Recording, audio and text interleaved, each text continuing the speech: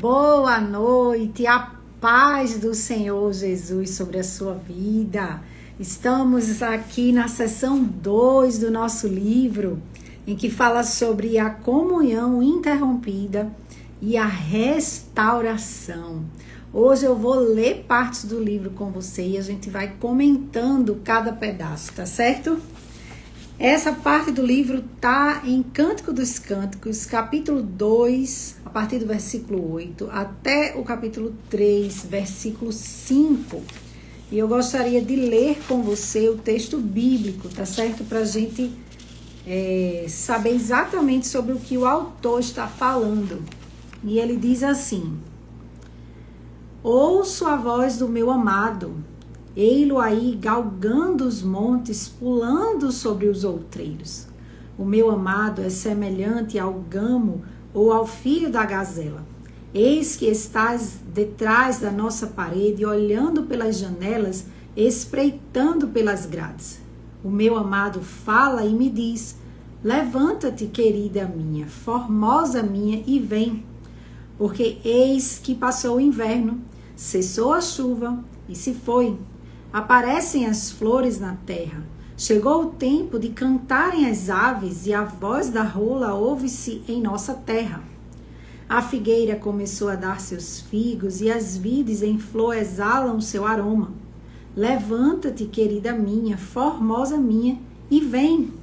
Pomba minha, que andas pelas fendas dos penhascos, no esconderijo das rochas escarpadas, mostra-me o teu rosto. Faze-me ouvir a tua voz, porque a tua voz é doce e o teu rosto amável.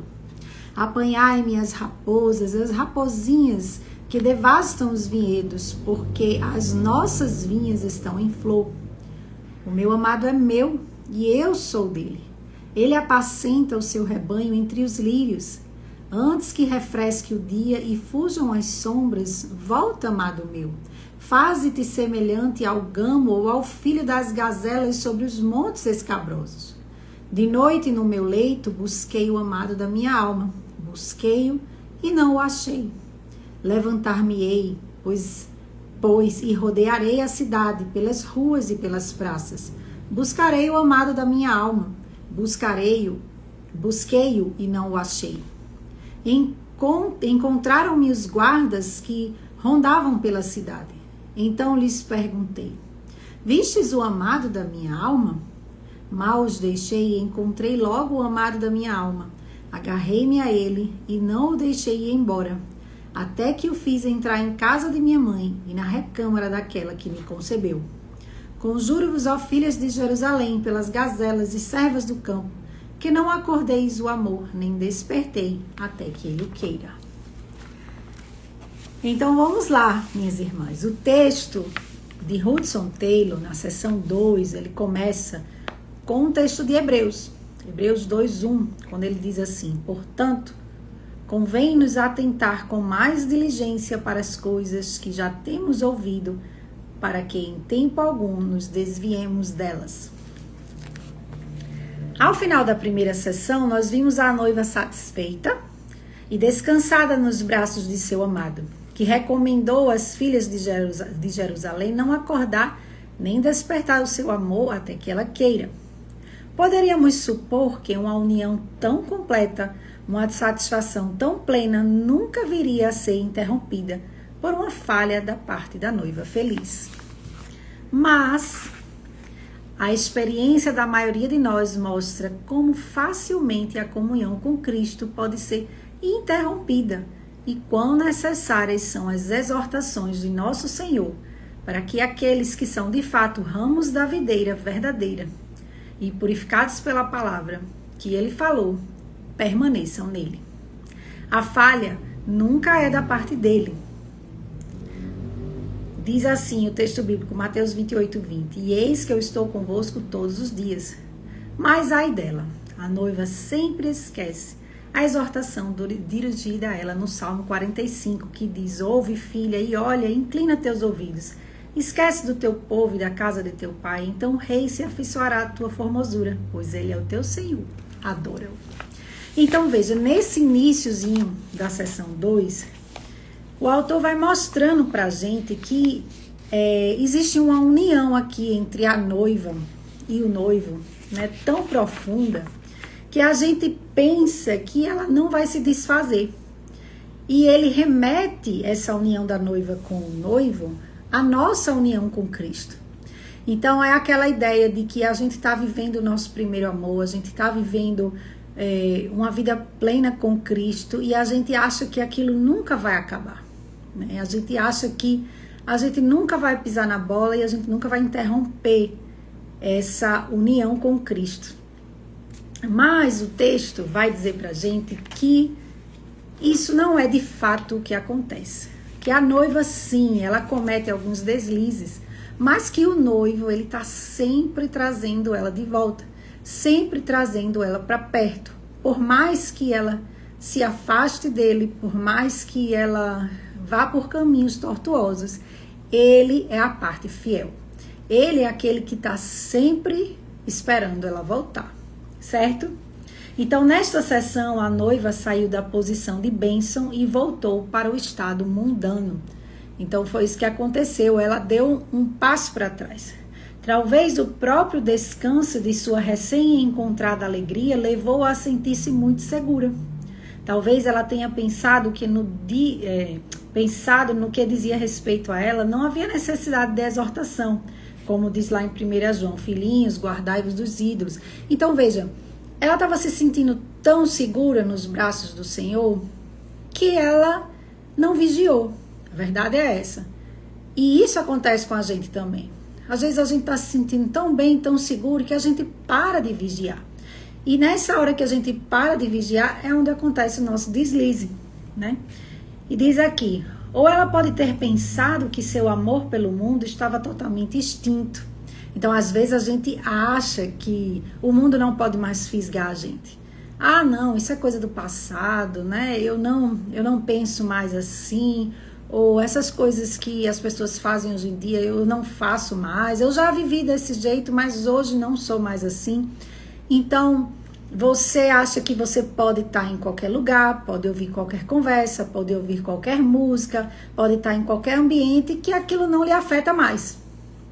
E esse foi o perigo da noiva, né? Ela achou que o mundo não poderia mais seduzir ela, mas seduziu. E ela vai se afastando do noivo. E esse é o perigo que a gente corre também. Por isso a gente tem que vigiar. Então diz aqui,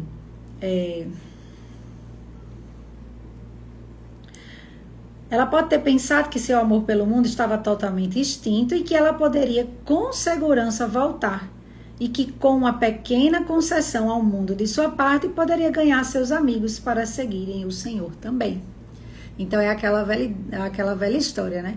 Não tem problema, eu estou evangelizando. Não, eu só vou fazer isso porque eu quero que a pessoa vá para a igreja comigo. Então, eu vou abrindo concessão, eu vou andando em lugares que eu não deveria andar, eu vou conversando conversas que eu não deveria conversar, eu vou aceitando convites que eu não deveria aceitar, né? Achando que eu posso sim botar um pezinho ali no mundo e mesmo assim, não vai acontecer comigo, eu tô segura, né?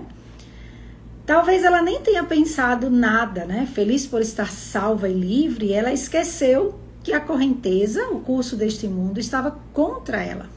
Sem perceber, deslizou de volta à posição em que estava quando foi chamada. Todo o tempo sem perceber o seu desvio. Quando a corrente está contra nós, não é nem preciso virar à frente do barco no seu sentido para sermos levados rio abaixo. Da mesma maneira que não é necessário um velocista numa corrida olhar para trás para perder o prêmio. Então vejam, o mundo ele está contra nós o tempo todo. A correnteza é contra nós. Então a gente não pode subestimar. A gente não pode subestimar as coisas do mundo achando que a gente pode contê-las, achando que a gente pode lutar contra elas. A gente deve fugir dele, porque ele vai nos levar, né? A correnteza vai nos levar. E aí o texto continua. Quantas vezes o inimigo tem êxito por um ou outro ardil ao tentar o crente a deixar aquela posição de total consagração a Cristo, sem a qual a plenitude de seu poder e de seu amor não pode ser experimentada. Nós dizemos a plenitude de seu poder e de seu amor, pois ele pode não ter deixado de amar seu Senhor. Então, assim, o crente, ele pode... Não é que ele deixou de ser crente, não é que ele deixou de amar o Senhor, não é que ele deixou de ir para a igreja, mas ele perdeu a plenitude. Ele perdeu o frutificar. Às vezes ele está ali infrutífero. Às vezes ele está ali no meio do povo de Deus, mas ele não está uma planta saudável, né? Não está uma árvore saudável. Por quê? Porque a correnteza, as coisas do mundo começaram a levar ele para outro lugar e ele perde a plenitude com o Senhor, né? Na passagem que está diante de nós, a noiva ainda o ama de verdade, mas não totalmente. Ainda há em sua palavra um poder que ela não deixa de perceber, apesar de ela não obedecer mais instantaneamente. Ela quase não percebe o quanto está ofendendo ao seu Senhor e quão real é a parte de separação entre eles. Para ela, mundanismo parece ser coisa pequena. Ela não percebeu a seriedade de tantas passagens na palavra de Deus que falam claramente da loucura, do perigo, do pecado da amizade com o mundo, né? Então, não ameis o mundo nem as coisas que há no mundo. Se alguém amar o mundo, o amor do Pai não está nele, né? Infiéis, não compreendeis que a amizade do mundo é inimiga de Deus? Aquele, pois, que quiser ser amigo do mundo, constitui-se inimigo de Deus. Não vos ponhais em julgo desigual com os incrédulos. Portanto, que sociedade pode haver entre a justiça e a iniquidade? Ou que comunhão da luz com as trevas? Que harmonia entre Cristo e o maligno? Ou que união do crente com o incrédulo? Logo, 2 Coríntios 6 diz: por isso, retirai-vos do meio deles, separai-vos, diz o Senhor. Não toqueis coisas impuras, e eu vos receberei. Serei vosso pai, e vós sereis para mim filhos e filhas, diz o Senhor Todo-Poderoso. Então, vejam, aqui é um alerta. É um alerta para que a gente não caia nesse laço de achar que a gente pode só um pouquinho se afastar do Senhor e que a gente pode fazer alguma concessão. As concessões, elas são sempre perigosas. Sempre perigosas, porque as artimanhas de Satanás, elas são sutis. Então, elas vão enlaçando a gente sem perceber e a gente vai caindo ali naquele laço. Quando a gente percebe, a gente já não consegue mais desatar aquele nó. Foi tão sutil aquele laço lhe envolvendo, lhe envolvendo, lhe envolvendo, e quando lhe envolve por completo, ele puxa para longe do Senhor. E aí depois você olha para trás e diz assim: onde foi mesmo que eu me perdi? Em que momento foi que eu me perdi? E você não sabe mais onde foi que você se perdeu. Porque você já faz tanto tempo que você está sendo envolta, que você já não sabe mais quando aquilo começou.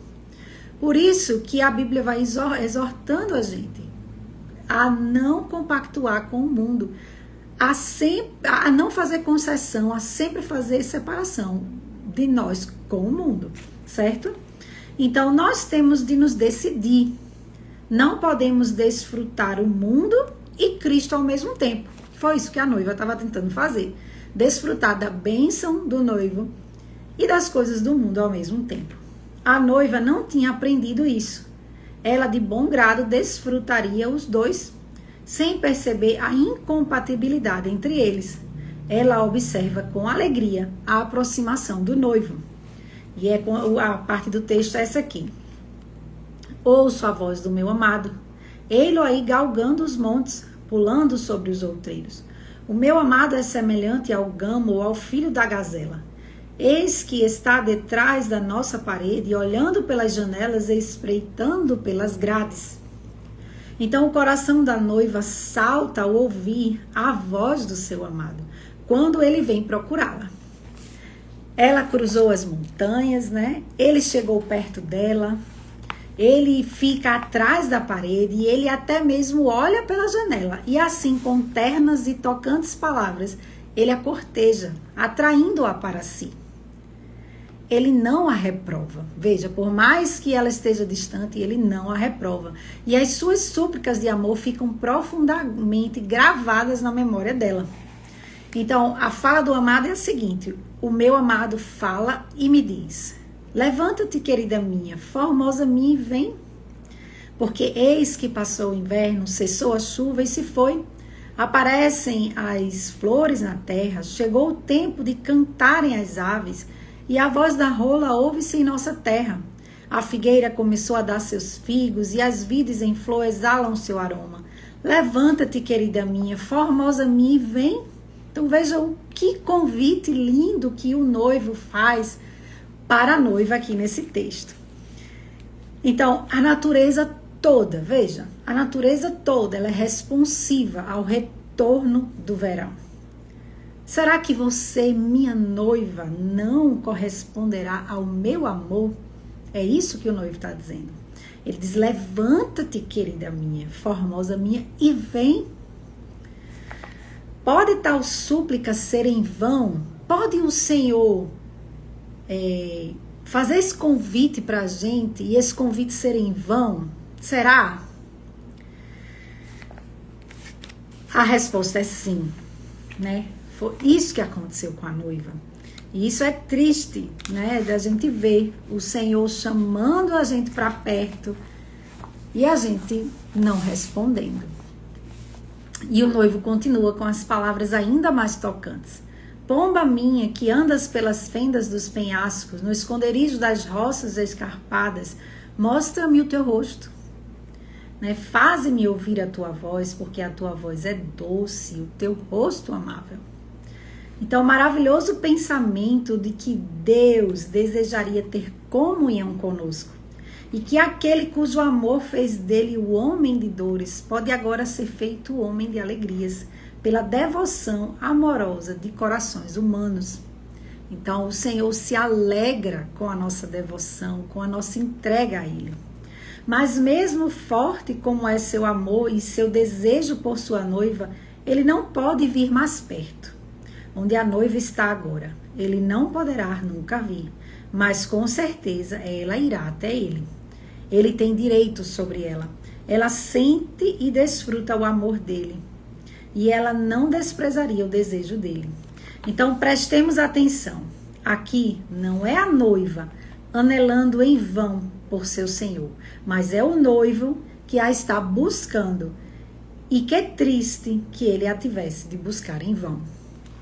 Então, o noivo diz: apanhai-me as raposas, as raposinhas que devastam os vinhedos, porque as nossas vinhas estão em flor. Ele continua, ele diz assim: os inimigos podem ser pequenos, né, as raposinhas, mas o dano é grande. Um pequeno ramo de flores a desabrochar, tão pequeno que mal pode ser percebido, é facilmente danificado. Mas por causa disso, a fertilidade de um ramo inteiro pode ser destruída para sempre. E quão numerosas são as raposinhas, pequenos comprometimentos. O que seriam essas raposinhas, né? Pequenos comprometimentos com o mundo, desobediência à voz mansa e suave em pequenas coisas, algumas satisfações dos desejos da carne levando a negligenciar as obrigações, sutis golpes de esperteza, fazendo mal em pequenas coisas para conseguir o bem, e a beleza e a frutificação da vinha são sacrificadas. Então veja, são pequenas coisas, sempre são pequenas coisas, nunca é algo grande demais. Então, às vezes a gente acha que para a gente se afastar do Senhor tem que acontecer algo grande demais. Mas o texto vai dizendo para a gente que são pequenas coisas, são pequenos detalhes, são coisinhas pequenas que vão minando ali aquela plantação e que não deixa ela frutificar, não deixa ela florescer. E às vezes você tá assim, às vezes você tá como se estivesse infrutífera, como se você fosse uma árvore, uma planta infrutífera. Então você tá ali na igreja, você tá participando das coisas, mas você parece que aquele amor, aquele desejo pelo Senhor, aquela paixão, ela não existe mais. Porque o seu coração parece que ele anda como uma terra seca, como uma terra que não está adubada. Porque você não percebeu que as pequenas coisas, os pequenos deslizes foram minando aquela raiz ali. Então, nós temos uma triste ilustração da aparência enganosa do pecado na resposta da noiva. Em vez de se lançar adiante para encontrá-lo, ela primeiro conforta seu próprio coração pela lembrança da fidelidade dele e de sua união com ele. Então, veja, ao invés de ela confessar o seu pecado, né, ao invés de ela voltar, ao invés de ela se arrepender, ela vai se consolar. Então ela pega a própria palavra, né? Às vezes a gente faz isso, a própria palavra de Deus, para consolar nosso coração, ao invés de a gente confrontar nosso erro. Então ela diz assim, entenda, você tem que ler isso na entonação, tá certo? Então ela diz assim, o meu amado é meu, e eu sou dele. Ele apacenta seu rebanho entre os lírios.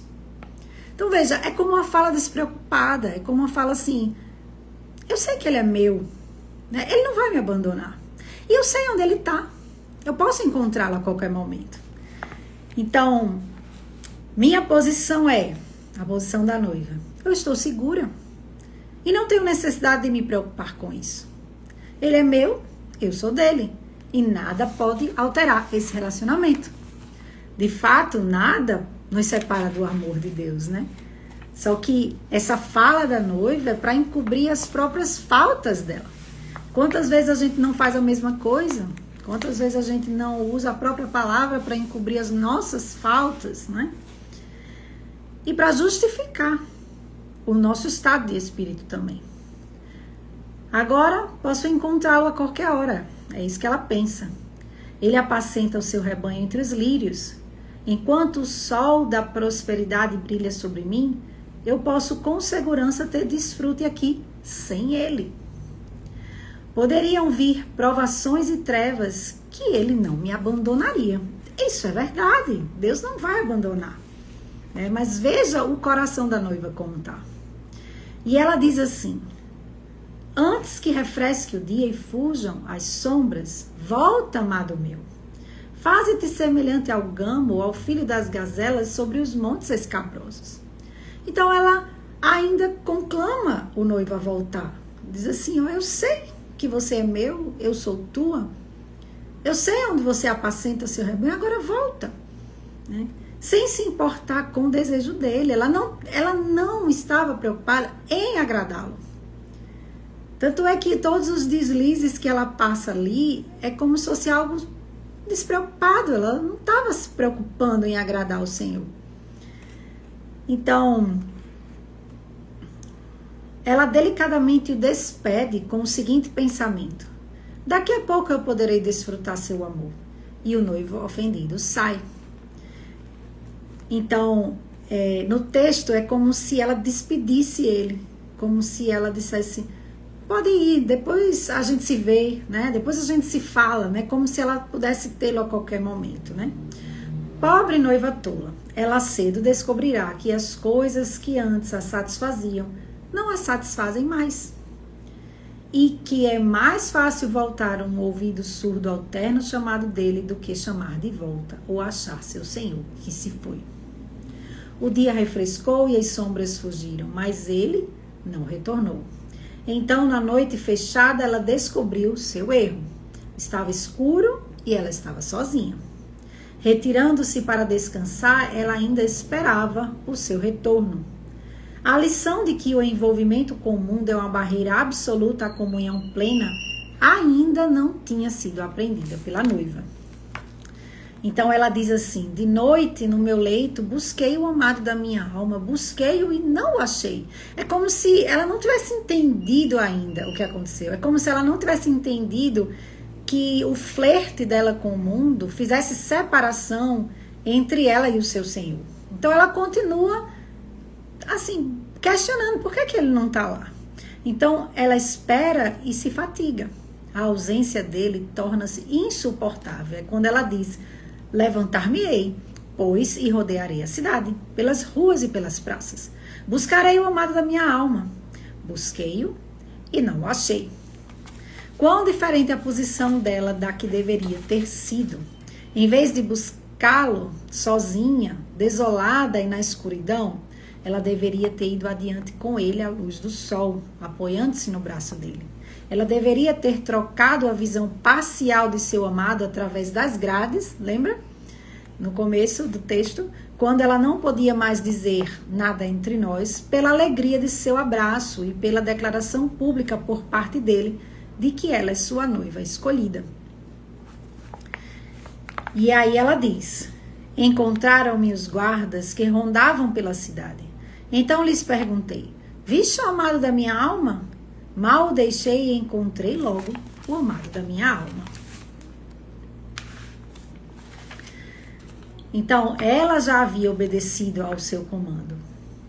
Levanta-te e vem. Então, esse era o comando do amado para ela. E nesse momento, ela estava obedecendo. Na hora que ela sente a falta dele, né? Na hora que ela percebe que ela fez uma separação entre eles ali. Sem temer reprovação, ela estava buscando-o no escuro. E quando ela começou a declará-lo como seu Senhor, ela logo o encontrou e voltou a achar graça diante dele. Agarrei-me a ele e não o deixei ir embora, até que o fiz entrar em casa de minha mãe e na recâmara daquela que me concebeu. Então, nessa parte do texto, ele faz uma menção a Jerusalém. Diz assim: a Jerusalém lá de cima é a mãe de todos nós. É lá que a comunhão é desfrutada, e não de maneira mundana, nem pela obstinada satisfação dos desejos da carne.